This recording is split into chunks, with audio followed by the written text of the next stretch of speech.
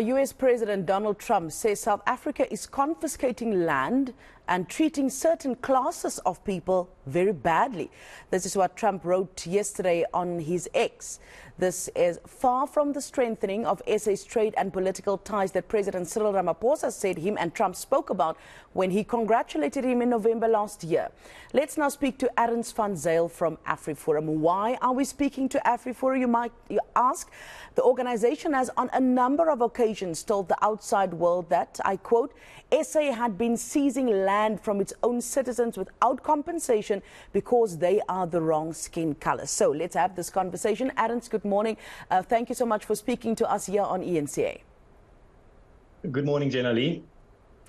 I want to start just before we kick off our conversation by just very quickly reading a statement that the presidency has just issued on the matter, saying President Ramaphosa looks forward to engaging with President Trump over issues of bilateral interest and concern. Emphasizing that South Africa is a constitutional democracy that is deeply rooted in the rule of law, justice and equality.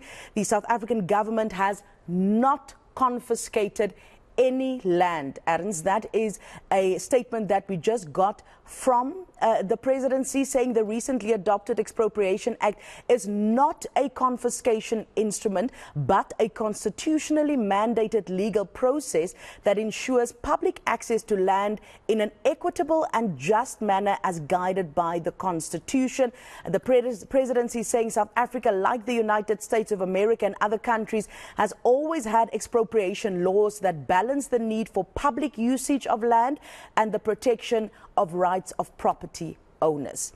Before I get your response to this, Arends, just how much do you believe AfriForum had to do with the statement made by the US President Donald Trump? I ask this because we know some of the statements that you've made, and you have a targeted international campaign at the moment around the Expropriation Act, and one of it, you said, is targeting international role players and to inform them about the risk and AfriForum's criticism of the law. How much did you have to do with President Trump's statement?